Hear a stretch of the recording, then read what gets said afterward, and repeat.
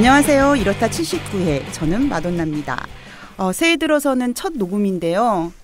오늘 날씨 너무너무 춥네요. 네. 선생님. 오늘 영하 14도입니다.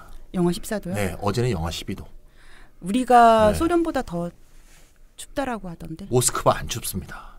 모스크. 네. 그러니까요. 네. 서울 온도가 더 낮더라고. 네, 모스크바 영하 2도밖에 안 되더라고요.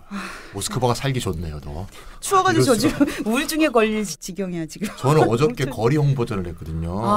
최근에 맞다. 영화 1987이 지금 굉장히 많이 보지 않았습니까? 예, 거기에 예. 나오는 종철이가 제 친구거든요. 네네. 종철이가 쓰러져간 그 남영동 대공문실을 네네. 인권기념관으로 바꾸자라는 이제 청와대 국민청원을 했거든요. 그러면 거기 네. 선전전 하시는 분들은 네. 어떤 분들이 하고 계신 전부 거예요? 이제 종철이 친구, 후배, 그다음에 이제 시민사회단체인 뭐 추모연대라든가 뭐 이런 시민사회단체에서도 동참해 주시고요.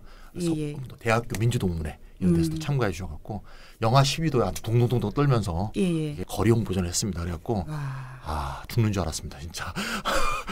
586이 다시. 그러니까 진짜 요즘 586이라고 하더라고 5학년이라서. 586 싫습니다, 그런 얘기. 586이 다시 거리에 나오고 나이를 있었군요. 자꾸 언급하지 말아주세요. 네. 네, 알겠습니다. 저번부터 계속 나이 공격을 하는데 안 됩니다. 선생님 제 나이에 되게 민감하더라. 네, 민감합니다. 네. 오늘 이제 방송을 시작할 텐데 문재인 정부 출범 이후에 이렇다는 문재인 정부의 경제 정책을 진단하는 방송을 계속 해왔었잖아요. 뭐 경제적인 문제든 정치적인 문제든 우리가 그 동안에 우리 사회가 겪고 있는 문제를 진단을 하고 그리고 또 그것에 대한 대안을 마련하는 그런 이야기들을 주로 했었고요. 네네. 특히 문재인 정부 하면 경제 정책으로 한마디로 얘기할 때 소득 주도 성장이다 이렇게 얘기해 볼 수 있잖아요. 그렇죠. 네. 그리고 현 정부의 소득 주도 성장이라면은 공공 일자리 창출하고 또 최저임금 인상을 통해서 노동 소득을 늘려서 경제 성장을 위한 선순환을 이루겠다 이런 정책으로 볼 수가 있겠는데요. 그런 정책이죠. 네. 이 정책 자체에 대해서는 사실 이렇다 해서 정말 많이 다뤘죠. 거의 뭐 우리가 해부했다고 해도 과언이 아닐 정도로 완전히 막 샅샅이 그냥 뒤졌죠. 그래서 리스트를 지금 얼핏 보니까 정말 많이 했네요. 55회, 58회, 네. 63회, 64회, 66회, 오, 많다. 70회, 72회. 야, 우리가 제이노믹스를 정말 많이 했네요. 네. 이렇게 많이 다루는 과정 중에서 우리가 소득주도 성장을 주로 핵심적으로 다뤘던 것 같아요. 네, 맞습니다. 그래서 오늘은 문정부 경제 정책이라든가 소득주도 성장 뭐 일반을 다루는 거는 그동안 많이 했으니까 많이 했죠. 네. 오늘 현장 얘기를 좀 하려고 합니다. 네네. 현장. 네네. 그래서 소득주도 성장 정책이 순조롭게 이루어져서 일자리 창출이 잘 이루어졌다고 해도 문재인 정부는 그렇게 얘기하고 싶겠지. 하지만 자기가 한 일에 대해서 제대로 평가받지 못하는 사람들 얘기를 집중적으로 다루려고 합니다. 다시 말해서 오늘 이렇다 79회는 일을 하는 노동자인 것은 분명한데 노동자로 인정받지 못하는 근로빈곤층의 노동 문제를 집중해서 다뤄보는 특별한 시간을 마련했습니다. 알듯말듯합니다. 일을 하는 노동자인데 노동자로 인정을 못 받는다. 네네네. 이게 참 심각한 문제인데요. 그 현실이 지금 존재한다는 거예요. 그 문제들이. 그래서 오늘은 저희가 특별한 분들을 모셨어요. 초대 손님이 좀 많습니다. 우선 전국 장애인 차별철폐연대 정다운 정책실장님 나오셨습니다. 네, 안녕하세요. 네, 전국장애인 차별철폐연대에서 앞서 소개해 주신 것처럼 거기서 활동하고 있는 정다운이라고 합니다. 반갑습니다. 박수 칠까 박수. 반갑습니다. 전국 장애인 차별철폐연대 줄여서 전장연이라고 하죠. 아주 뭐 열심히 싸워온 단체죠. 그럼요. 지금도 지금 싸우고 있습니다. 지금 투쟁 중에 계시죠? 네, 지금 장애인 노동권에 대해서 이제 저희가 이제 대응을 못했었는데 사실은 왜냐하면 이제 복지제도가 워낙 안 돼 있었기 때문에 이제 기초생활보장제도 문제나 장애등급제 문제로 주로 이제 투쟁을 한 걸로 많이 알고 계실 거고 광화문역에서 동성한 것도 이제 알고 있을 텐데 5년 하셨잖아요. 이제 그게 이제 일단락 되면서 이제 노동권으로 눈을 돌려서 투쟁을 또 하고 있습니다. 요즘 핫합니다. 이거 바쁜 중에 오셔갖고 이렇다 진짜 참가를 해주시고 정말 감사합니다. 고맙습니다. 그리고 또 노무법인 의원의 박윤섭 대표님 나오셨습니다. 안녕하세요. 반갑습니다. 저는 노무법인 의원에서 공인노무사로 일하고 있는 박윤섭이라고 합니다. 아유, 반갑습니다. 근데 저희가 매번 이제 연구자들하고 같이 방송을 했는데 이렇게 다른 직종의 전문가분을 모시니까 왠지 좀 뭔가 생기가 있어. 그 사람들 책만 보는 사람하고 달라. 그러니까 이렇게 욕해도 되는 거야? 그때 가서 또 책 보는 게 중요하다고 얘기해야죠. 그러니까요. 뭔가 이제 현장에 있는 분 또 다른 전문가분을 모시니까 생기가 돌고 좋네요. 그리고 사람에게 보탬이 되는 사회적 기업 예, 신석준 직원 대표님 나오셨어요. 네, 안녕하세요. 안녕하세요. 직원 대표는 뭡니까? 사회적 기업은 이사진이나 임원진 구성을 대표 그리고 이제 근로자 대표, 그 용어로는 뭐 수혜자 대표, 이용자 대표, 지역사 대표 이렇게 구성하게 돼 있어요. 그렇군요. 근데 저희가 처음엔 노동자 대표라고 그랬는데 면접 보러 와가지고 노동자 대표 이렇게 하면은 그게 무슨 운동권인 줄 알고 막 겁을 내고 그래가지고 직원 대표라고 이제 그렇군요. 하게 좀 됐습니다. 순화해서 네, 그렇죠. 순화된 용어군요. 좀 뭐 있어 보이는데요. 예, 오늘은 이렇게 초대 손님 3분 나오셨고요. 여기에 더해서 늘 저랑 투닥투닥 하고 있는 이렇다를 지키시는 찬희쌤 나오셨습니다. 네, 감초 찬희쌤입니다. 네, 감초 찬희. 네, 오늘은 사회를 보는 저 마돈나 이렇게 총 5명이 진행을 해보도록 할 텐데요. 그래서 평소보다 좀 큰 좋은 녹음실에 와 있습니다. 좋습니다. 네, 뭔가 방송하는 느낌이 나서. 사진도 올려드릴게요. 마이크 자체가 다릅니다. 이거. 사진? 예. 예, 우리 사진 혹시 유튜브에 올리시는 건 아니죠? 사진 좀 뽀샵해서. 저 유튜브에 올라온 사진 때문에 민망해 죽겠습니다. 네. 자, 그럼 이렇다 79회 소득주도 성장의 사각지대 본격적으로 시작해 보도록 하겠습니다. 먼저 현 정부의 경제정책 방향에서 근로빈곤층에 대한 정책이 어떻게 제시되고 있는지 한번 살펴보고자 하는데요. 찬희쌤. 저희가 새 정부 경제정책 방향을 여러 번 다뤘죠. 이게 4가지 항목으로 돼 있는데 거기에 첫 번째 항목이 소득주도 성장 아닙니까? 거기에 두 번째 항목이 사회 안전망 확충으로 취약 가구의 적정 소득을 보장한다. 여기가 이제 노동 빈곤층에 대한 이제 해당되는 사항이라고 볼 수 있는데요. 사실 별 내용이 없어요. 거기 있는 걸 다 훑어보면 이렇게 돼 있습니다. 첫 번째는 기초생활보장제도의 부양 의무자 기준을 폐지도 아니고 단계적으로 완화하겠답니다. 이것이 바로 전장현의 크나큰 투쟁의 성과라고 볼 수 있는 그래도 것이죠. 부양의무자 문제가 참 심각했죠. 참 5년 동안 강화문 교보문고 앞에서 정말 투쟁하면서 고생들 많이 하셨는데 기왕에 이제 부양의무자 기준을 없애려면 확 없애버렸으면 좋겠어요. 그럼요. 이 단계적 완화라는 게 도대체 몇 년에 걸쳐서 한다는 건지 좀 어쨌건 뭐 시작하는 건 좋습니다. 그럼 두 번째는 이제 근로장려금이라고 하죠. EITC를 지속적으로 확대하겠다. 정말 쥐꼬리 같은 액수인데 이거 한번 저희가 다뤘었죠. 그게 이제 첫 번째 내용이고요. 두 번째는 이제 한국형 고용안정 유연 모델. 별로 좋은 말 아닙니다 이거. 뭘까요? 노동 유연화를 더 강화한다는 해서 건데요. 그리고 실업급여를 상향하겠다. 이런 얘기인데 실업급여 상향은 꼭 근로빈곤층하고만 연관되는 건 아니죠. 좀 더 넓은 의미가 되겠고요. 세 번째 얘기로는 이제 생애 주기별 맞춤형 소득 지원 제도라고 해서 전문 용어로 하면 사회수당이 되겠죠. 연령별로 사회수당을 어떻게 주느냐. 뭐 잘 아다시피 이제 0세에서 5세까지는 아동수당 월 10만 원 최근에 굉장히 문제가 됐죠. 그렇죠. 뭐 원래 후보 때 공약은 100% 주는 거였는데 자유한국당이 개입해갖고 상위 10%는 빼자. 이렇게 해서 작년에 이제 예산안 통과할 때 그렇게 합의를 봤죠. 제가 어저께 신문을 봤더니 다시 보건복지부 장관이 다시 100% 지급으로 가겠다. 이렇게 해서 틀고 있더라고요. 어쨌건 요거 이제 하나고요. 그다음 뭐 청년 구직 촉진 수당, 뭐 어르신들의 기초연금 인상 20만 6천 원이 올해 25만 원으로 인상됐죠. 뭐 이런 거라든가 뭐 장애인 연금 인상, 뭐 장애 등급제 단계적 폐지 요 정도가 내용 전부입니다. 그래서 이 내용 전부 다 살펴봐도 이게 뭐 근로빈곤층에 대한 얘기들이 그렇게 많지는 않은데요. 그 근로빈곤층을 굳이 연관시키면은 뭐 EITC 확대 정도, 그다음에 구직 촉진 수단 정도, 요거하고 조금 관계가 있지 않을까 싶고. 기초생활보장제도나 뭐 아동수당, 뭐 기초연금 등은 딱 근로빈곤층만 관계된 게 아니니까. 근로빈곤층에 대한 특별한 특단 대책이 좀 없다 이렇게 얘기할 수도 있을 것 같습니다. 그러니까요. 국민기초생활보장법과 수급자의 문제도 정말 심각한데요. 오늘은 근로빈곤층의 노동소외 문제에 대해서 좀 초점을 맞춰서 얘기를 했으면 해요. 그러니까 국민기초생활보장법 관련돼서도 얘기하려면 저희가 또 다시 특별한 시간을 마련할 정도로 이해해야 됩니다. 굉장히 문제들이 많습니다. 그리고 수급자는 자활을 하는 그러니까 자활 사업에 참여하는 조건부 수급자가 있고요. 그리고 일반 수급자 이렇게 나눠져 있습니다. 그리고 자활노동을 하는 조건부 수급자의 경우라 하더라도 자활급여는 받지만 생계급여, 주거급여 등도 받기 때문에 자활노동의 성격이 차상계층과는 좀 차이가 있다는 것이죠. 그러니까 지역자활센터에서 일하는 사람들은 조건부 수급자가 있고 그리고 차상위 계층이 있어요. 그 일반 수급자는 일하지 않아도 그냥 생계급여가 나오는 거고요. 이제 수급자 문제는 아까도 말씀드렸듯이 좀 심각하고 거대한 문제라서 요거는 좀 제외하고 이야기를 해보도록 할 텐데요. 일단 용어 정리부터 해야 될 것 같아요. 저희 청취자분들이 좀 구분하기 이해하기가 좀 어려우실 것 같은데 뭐 여기 계신 분들은 다 잘 아시겠지만 예. 그래서 뭐 자활이 뭔지 뭐 차상위 계층이 뭐 어떤 계층을 차상위 계층이라고 하는지 이런 개념부터 정리하고 들어가야 될 것 같은데요. 네네. 또 개념 정리에 있어서는 또 우리 찬희 쌤이 또 잘 알려주시니까 예, 좀 말씀 좀 해주시죠. 네, 개념 담당 찬희 쌤입니다. 네. 간단하게 개념 정리 좀 하면 말이죠. 일단 이제 차상위 계층이란 말 많이 쓰는 말인데요. 네. 요거부터 먼저 좀 정의를 하면 차상위 계층이 이제 국민기초생활보장법 줄여서 기초법이라고 많이 하죠. 네. 여기에 정의가 돼 있는데요. 정의가 이렇게 돼 있습니다. 수급권자에 해당하지 아니하는 계층으로서 소득 인정이 대통령령으로 정하는 기준 이하인 계층을 말한다. 이렇게 써 있어요. 네. 그 기준이 뭐냐?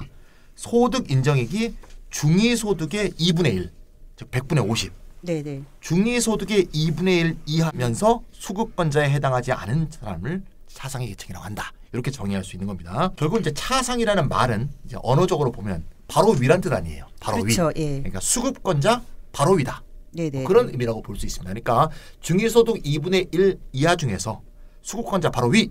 요게 네네. 차상위 계층이다. 이렇게 보시면 되겠고요.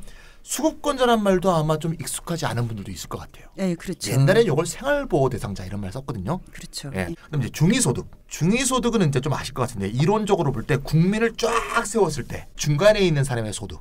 요게 이제 중위소득입니다. 네. 그러니까 평균하고는 다른 개념이죠. 그렇죠. 네. 평균보다 훨씬 적습니다.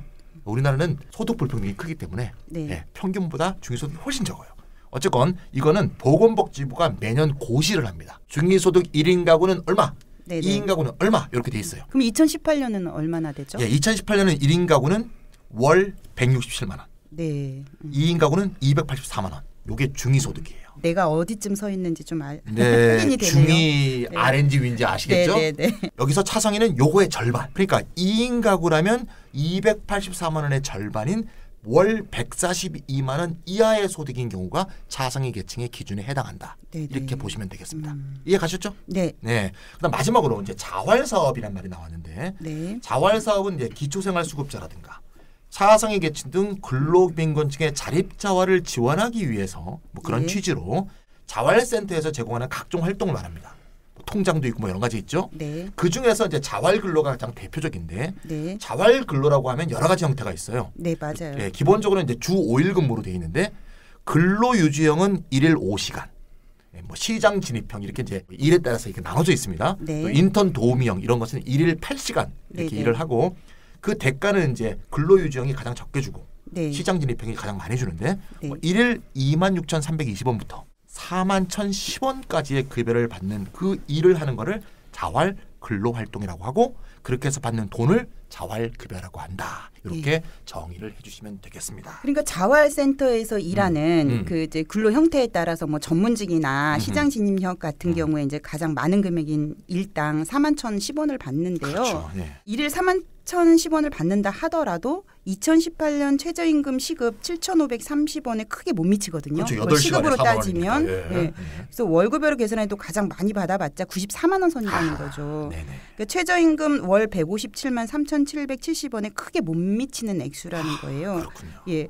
근데 그 박윤선 노무사님 제가 질문을 드리고 싶은데 일을 하는데도 불구하고 법으로 규정된 최저임금을 못 받게 되는 이유가 뭐예요? 예, 그 말씀하신 그 자활근로라는 그 개념 자체가 네. 최저임금이 적용되는 그 노동법 영역이라기보다는 그 사회복지 영역에서 이제 규정을 하고 있기 때문이거든요. 그렇군요. 예. 자활근로하고 관련된 뭐 대부분의 규정들이 그 복지부가 관장하는 국민기초생활보장법이나 아니면 그 사업 지침에 이제 근거를 하다 보니까 그런 측면들이 나타나고 있는 건데 근로빈곤 계층에 대해서 정부가 막 아무리 그 대책을 내놓는다고 해도 이제 복지 영역에 포함되어 있으신 분들 같은 경우에는 이제 사각지대에 빠지시게 되는 거죠. 그러니까 이제 기초법에 근거한 자활에 참여하는 분들은 이 근로빈곤층 대상이 아예 그냥 포함되지 않는다고 봐도 되는 거군요. 네, 그렇다고 봐야겠죠. 그러니까 이제 사회복지 영역에 해당되기 때문에 노동법에 적용을 받지 않고 사회보장의 그런 법에 기초생활보장법에 먼저 적용을 받는 거군요. 뭐 그렇기 때문에 뭐 차상위 계층이라든지 이런 근로빈곤층 같은 분들은 빈곤 악화를 막기 위해서 제도 개선이 필요하지 않나 생각됩니다. 그래서 이런 문제를 보면은 제가 지적하고 싶은 게 기초법에 의한 그 조건부 수급자, 그러니까 자활근로를 조건으로 급여를 받는 경우가 차상위 계층보다 실은 환산을 하면은 조금 더 높을 수가 있어요. 네네. 그러니까 차상위 계층은 우리가 이제 자활센터에서 일하는 차상위 계층은 그야말로 자활 프로그램에 참여를 해서 빈곤층으로 떨어지는 것을 막는 취지로 자활 사업에 참여를 하게 되거든요. 자활급여를 받죠. 그래서 그 자활급여를 노동의 대가라기보다는 그냥 자활 프로그램에 참여하는 참여비 정도를 이렇게 받는 수준인 거고요. 그리고 기초법에 의한 조건부 수급자는 근로 능력이 있죠. 그러니까 근로 능력이 있기 때문에 근로를 하는 조건으로 그 7대 급여를 다 받게 되는 거예요. 그러다 보니까 이것을 다 돈으로 환산했을 경우에는 똑같은 자활에서 일을 하는데도 불구하고 조건부 수급자가 차상위보다 좀 더 높을 수 있다. 급여액이 이제 이렇게 볼 수 있는 건데요. 그 차상위의 급여를 그 최저임금으로 보장해 줄 경우에 이제 센터 내에서 조건부 수급자와 동일 노동을 하기 때문에 급여 차이를 두면 혼란이 올 거다라는 분들이 계시는데 저는 그런 우려는 하지 않아도 된다 이렇게 생각을 하고요. 어쨌든 자활근로가 최저임금제의 사각지대에 놓여 있는 것은 심각한 문제라고 저는 생각이 듭니다. 그런데 정다운 실장님, 이렇게 최저임금 사각지대에 놓인 문제는 자활센터에서 근무하는 차상위만의 문제는 아닌 것 같아요. 장애인들도 좀 문제가 있다고 제가 들었는데 지금 또 투쟁 중에 계시기도 하고요. 일단 최저임금법 제7조에 아예 이렇게 법으로 명시되어 있는데요. 정신장애나 신체장애로 근로능력이 현저히 낮은 자에게 최저임금을 주지 않아도 됨.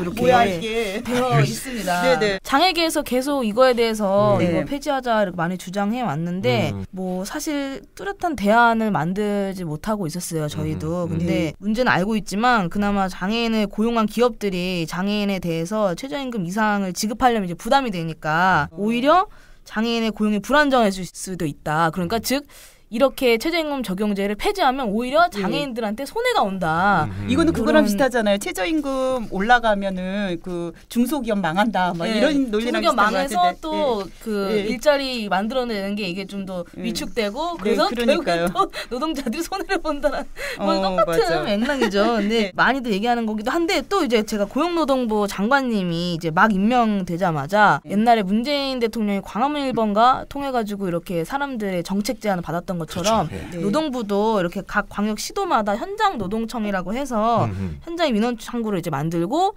운영하면서 그 각 지역에 장관님이 오셨었어요. 그래서 이렇게 볼 수 있는 기회가 아니 그러면 이 얘기를 장관이 이 얘기를 했다는 거예요? 제가 이제 장관이 여쭤봤어요. 이거 심각한 문제인데 어떻게 생각하시냐 했더니 이 대답을 하시면서 어렵겠다 이렇게 얘기했고 저는 이게 정말 웃긴 것 같은데 이게 돈을 조금 줘도 되니까 제발 장애인 채용해달라고 사업주들한테 저는 읍소하는 모양이라고 생각이 들어요. 네, 그런 셈이죠. 그러네요. 그럼 이것 때문에 기업의 장애인들이 고용이 되느냐? 안 되죠. 창출이 되느냐라고 했을 때는 이게 일반 사업주들한테 장애인을 고용하는 동기로 작용이 안 돼요. 아무리 급여를 낮춰도 이게 장애인을 고용하는 동기로 되진 않는다. 연결되진 않는다. 이게 계속 그리고 더 심각한 문제는 최저임금 적용제 외 인가를 이제 뭐 노동청으로 신청해가지고 이제 작업 능력 평가를 통해서 봤는데 그 하한선 같은 게 이제 정해져 있지가 않고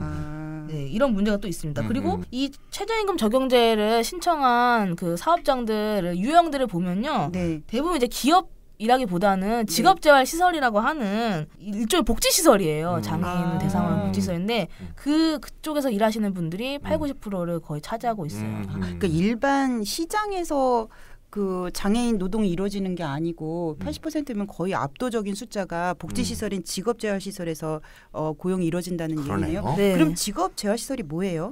이게 중증장애인이 일할 수 있는 환경을 갖춘 사업장을 이제 별도로 만들어서 거기서 일단 일을 하면서 훈련 수당처럼 조금이나마 돈을 벌 수 있게 이렇게 사실은 어떻게 보면 훈련소죠. 훈련소. 중증장애인 별도 훈련소, 노동훈련소 이런 거군요. 노동훈련소 이렇게 신기한 게 지금 아까 자활에서 일하는 차상위 얘기했었잖아요.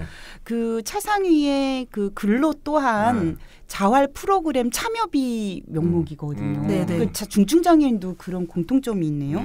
이것도 그런 거죠. 맞아요. 그런 거고. 근데 여기는 특이한 게 법으로 최저임금 적용 제외라는 법이 있기 때문에 그렇죠. 이 노동법에도 딱 맞아 떨어지게 되는 그러네요. 이상한 상황이 된 거죠. 아까는 노동법이 제외돼 버리는 거고 노동법에 아주 명시가 돼 있는 거고 제외하라고. 알맞게 잘 들어가 있는 상황이죠. 그러니까 그럼 법을 바꿔야겠네요, 아예. 그러니까요. 그래서 이제 국제적으로 장애인 인권의 협약이 있어요. 그래서 유엔 장애인 권리 협약이라고 이제 하는데 거기에서 중요하게 공고를 했어요.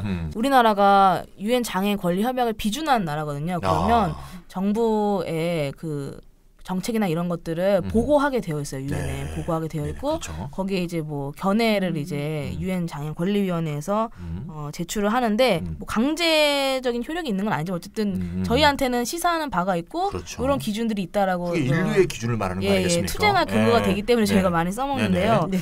첫 번째로 장애인 최저임금 적용 제외 제도를 폐지할 것을 일단 권고했고요. 이미 권고를 받았네요. 네, 권고 받았고 두 번째로는 장애인을 분리 고용하는 이런 보호작업장 같은 직업자 시설을 없애야 한다라고 이제 권고를 했습니다. 얘기했네. 네, 그러니까요.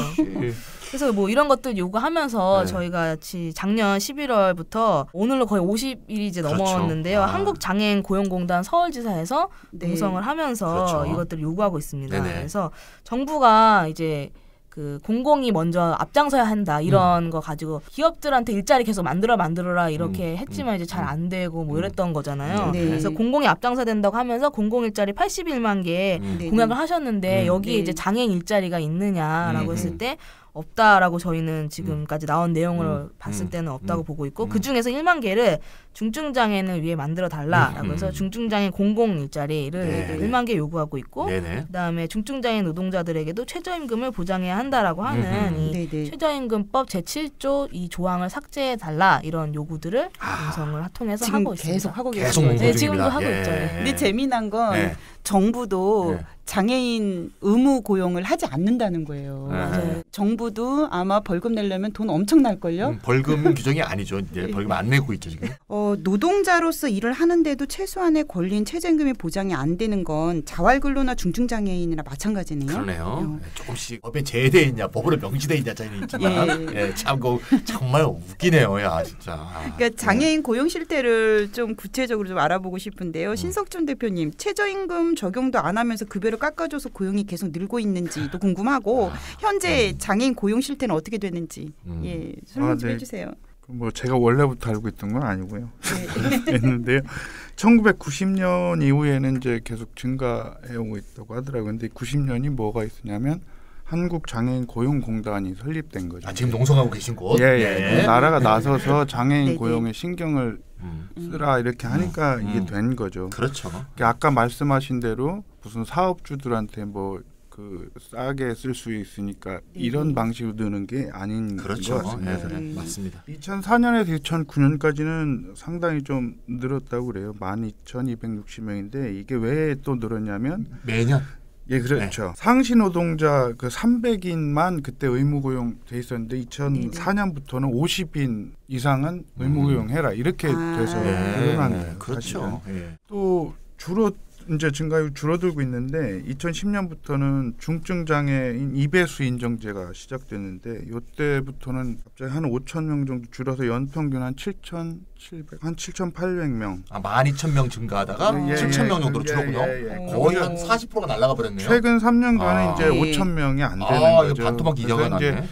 이건 같은 이 상태가 계속되면은 이게 굉장히 어둡다고 봐야죠. 지금. 아니 그러면 중증 장애 2배수 인정제가 뭐예요? 오늘 배울 게 정말 많습니다.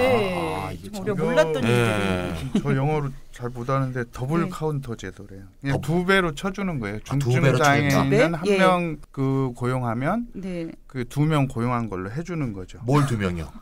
장애인, 중증 장애인 2명. 중증 장애인 1명이면 일반 장애인 중증 아닌. 그렇죠. 장애인 2명 고용한 거로 쳐준다. 이거 1+1이에요, 뭐예요?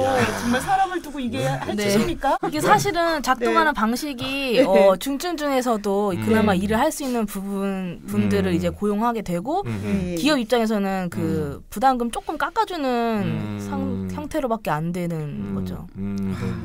근데 또 얼핏 보면 중증장애인 이배수 고용 인정제가 중증장애인 고용을 촉진하려고 하는 정책 같아 보이긴 하는데. 그러니까 예를 들면 장애인을 2명 고용해야 되는데 중증장애인 1명만 고용하면 2명 고용한 게 되니까 거꾸로 중증장애인을 위해서 하는 거다 이런 식으로 정부는 얘기할 수 있을 것 같아요. 정말 그렇습니까? 이제 자료를 막 받아보고 이렇게 해보면은 더블 카운트 제도를 통해서 중증으로 이제 세워지는 분들이 많지가 않고 이게 이렇게 기업들한테 뭐 진짜 혜택을 주려면 혜택을 주지 혜택이 전혀 안 되고 이 동기부여가 전혀 안 되는 제도 가지고 혜택을 주겠다라고 얘기하는 것 같아요. 그리고 이제 기업 입장에서 기업이라도 뭐 이거 조금 깎아주는 것 때문에 중증장애를 찾아가지고 고용할 것 같지도 않고 또 하나 이제 사실은 장애등급제에 문제가 또 걸려있기도 한데 1급에서 3급까지가 일반적으로 중증장애라고는 하지만 그 안에서 실제로 작업능력 평가나 이런 걸 했을 때는 뭐 업무별로도 다를 거고 교육 수준이나 이런 것도 상당히 영향을 미칠 거란 말이죠. 완전 최중증이라도 뭐 대학교를 서울대를 나올 수도 있잖아요. 그러면은 그 사람은 노동시장에 있어서의 중증 장애라고 볼 수 있는가라고 하면은 그렇게 크게 어려움이 없을 것 같거든요. 지원 제도가 더 충분하다면은 그런 식으로 봤을 때는 이게 실제로 고용에 어려움을 겪고 있는 중증 장애인 분들한테도 실효성이 없다고 이제 생각이 되고 그래서 중증 장애인 분들의 일자리 실태는 되게 심각합니다. 그 장애인 중에서도 중증 장애인들은 일자리 정책의 대상으로도 이제 고려가 안 되고 있는데요. 그 일자리와 관련된 지표로 이제 고용률, 실업률, 뭐 경제 활동 참가율 이런 것들이 있잖아요. 저도 뭐 이거 하면서 공부 많이 하게 됐는데 그 장애인 실업률이 비장애인의 2배 정도예요. 비장애인 비장애인 전체 인구의 한 3.5%인데 장애인은 실업률이 7%에서 8% 정도거든요. 그러면은 2배이긴 하지만 그렇게 높아 보이지 않거든요. 그러니까요. 실업률이 낮아 보이는데 속으면 안 돼요, 이거를. 실업률은 경제 활동 인구가 이제 분모거든요. 그렇죠.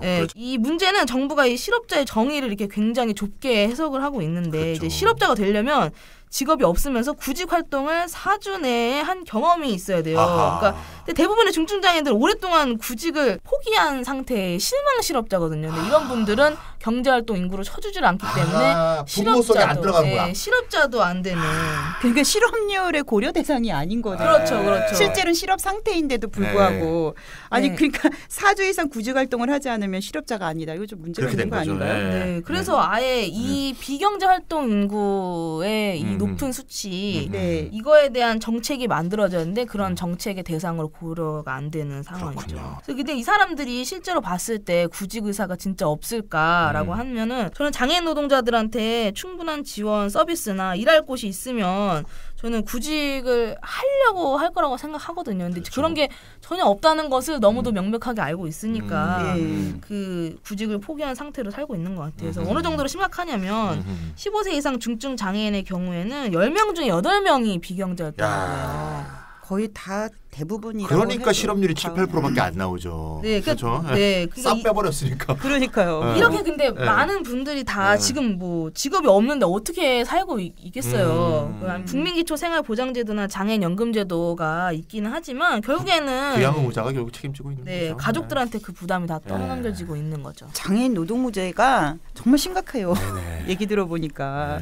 91년도인가요? 장애인 고용 촉진법이 만들어진 해가 아닌가 싶은데 그런 법이 만들어지고 나서도 근본적인 변화가 일어나지 않은 셈이네요. 네, 사실 그 제도에서 이제 핵심적인 거는 의무고용제도예요.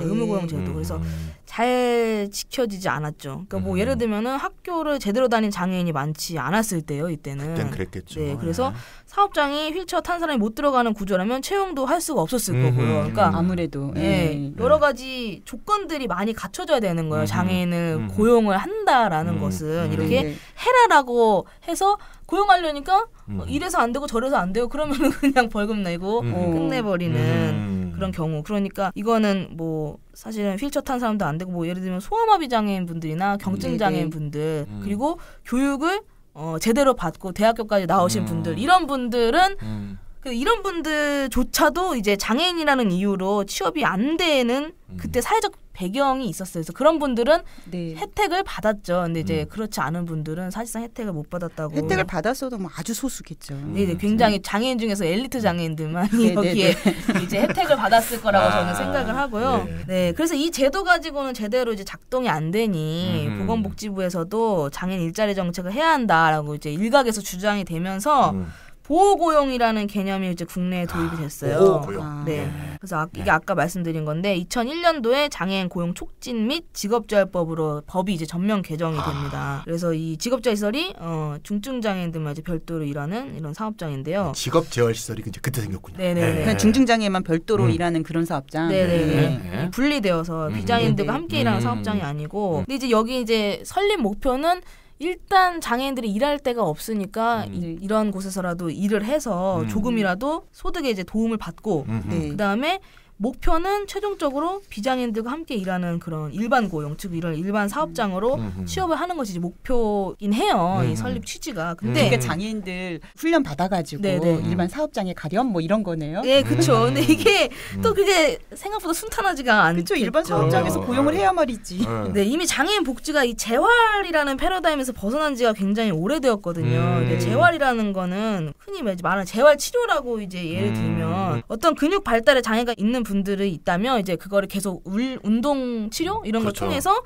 장애를 이제 줄이는 개념이죠. 비장애인으로 다시. 네. 이때 목표는 이제 결국 열심히 훈련해서 비장애인 능력만큼 만들겠다는 개념이거든요. 그게 재활이죠. 네, 그게 재활인데 장애인의 삶의 목표가 비장애인이 되는 게 목표가 돼버리는 거예요. 그러니까 아니 비장애인이 가능하냐고요. 네. 그래서 비장애인이 말이 안 되죠. 이게 근데 너는 할 수 있어? 할 수 있어? 하면서 그 잘하고 있는 사람들 보여주고 이러는 게 옛날 구시대 6.25 방식이라고. 신앙간증도 아니고 뭐 하는 겁니까? 그거 지금 마라톤 영화 생각나는. 네, 맞아. 열심히 훈련하면 너도 비장애인 걸을 수 있어. 뭐 이런 거죠.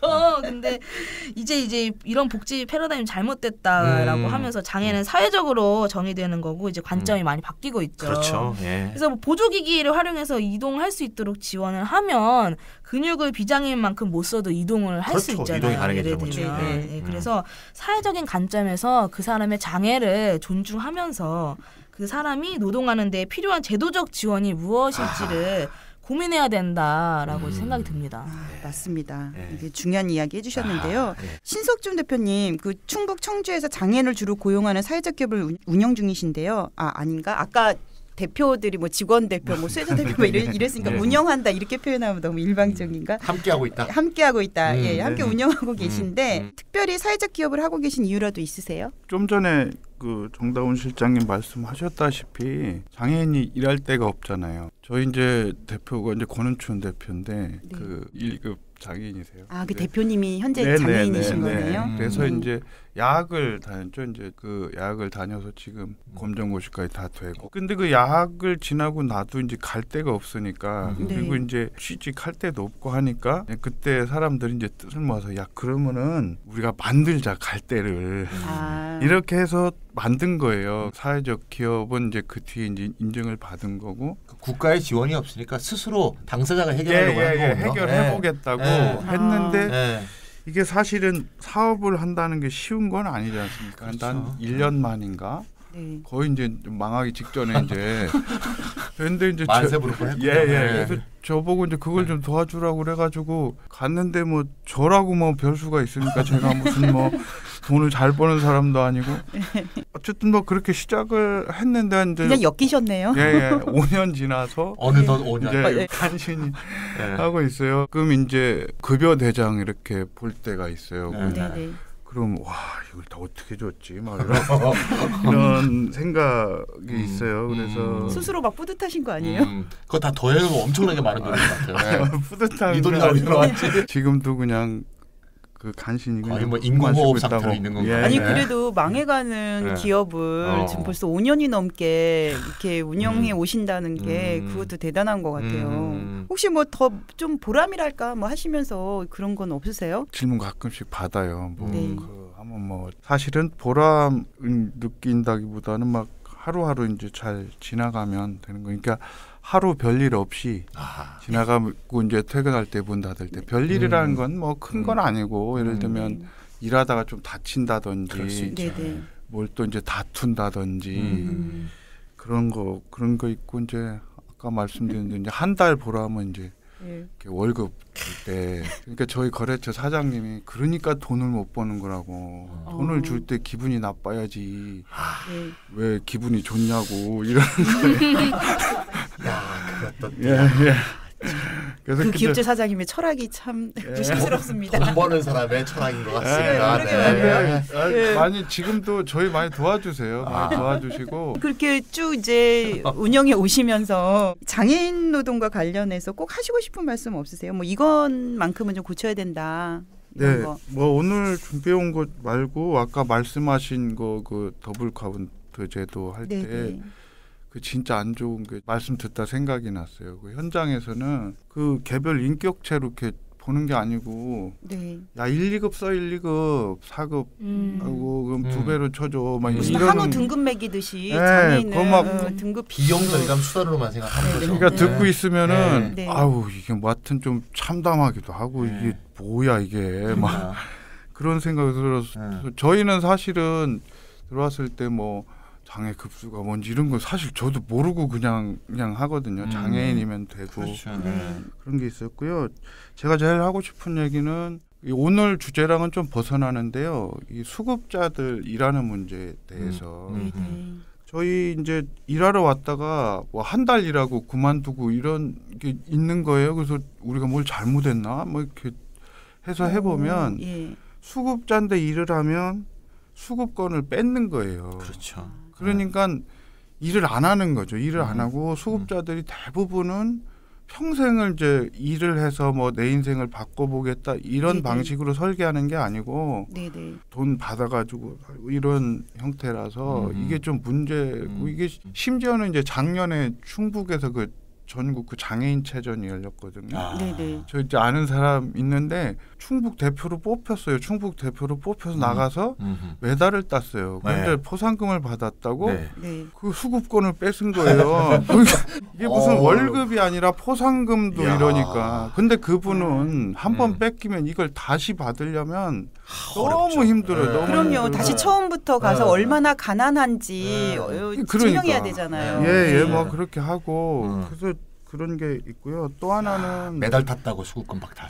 그 포상금 받았다고. 그러니까 정기적 소득도 아닌데. 이란 정말 웃지 못할 일입니다. 그러게요. 아무튼 뭐 그런 일들이 있으니까 이 수급자인 장애인이 일을 하고 싶어도 일을 할 수가 없는 거네요. 그렇죠. 일을 하면 탈수급이 돼버리니까. 실제로 이제 병원 갈 때도 이제 돈 더 내야 되고 살고 있던 뭐 그 임대 아파트에서도 나가라 그러고 이런 도저히 살 수가 없는 거예요. 그러니까 기초생활보장제도는 꼭 한번 해야겠어요. 그건 꼭 해야 합시다, 마돈나님.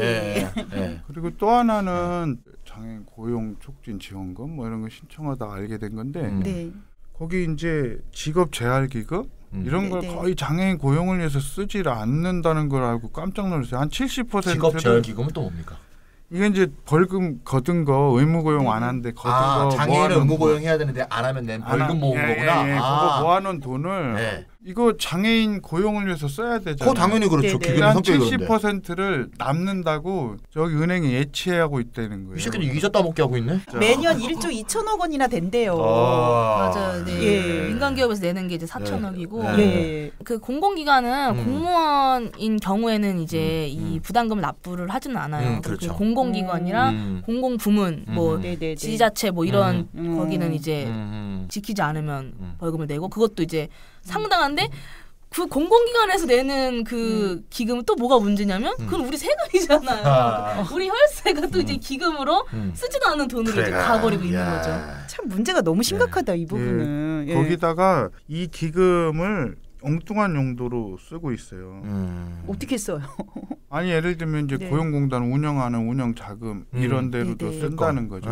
그래서 어쨌든 일본이나 독일 같은 경우는 이게 다 써서 바닥이 나서 일반 회계를 지출하고 있거든요. 그만큼 적극적으로 그 목적에 썼다는 거죠. 그러니까 우리는 70% 남아가지고 은행에 갖다 놓고 아니 그 많은 돈이 남는다는 건 전혀 장애인 고용 촉진과 관련된 일을 하지 않고 있다, 손 놓고 있다 이렇게 봐도 될 것 같아요. 관심이 없다는 거죠. 그렇죠. 참 이렇다 방송을 할 때마다 화병이 터져가지고 제가 분노 담당입니다. 지금 분노를 하게 되는데 신석준 대표님이 사회적 기업을 직접 운영하시면서 몸소 체험으로 느낀 생각을 말씀해 주셨는데요. 자, 그럼 지금까지 앞에서는 차상위계층 자활근로 얘기를 했고 또 뒤에서는 중증 장애인 노동의 문제를 다루어 보았는데요. 여러분들이 이제 말씀해 주신 것을 종합을 해보면 차상위계층의 자활근로랑 중증 장애인 노동의 문제는 다른 측면도 있지만 둘 다 노동법상의 노동으로 인정되지 못하고 있다는 점. 그렇죠. 예, 그리고 최저임금의 적용에서 제외되어 있다는 점에서 공통의 문제를 갖고 있는 것으로 확인이 됐어요. 예, 이게 법률적으로 정말 타당한 것이냐, 또 법률적으로 어떻게 이해해야 하느냐. 오늘 박윤섬 노무사께서 출연을 하셨으니까요. 잠시 쉬었다가 2부에서 자세히 이야기해 보도록 하겠습니다. 네.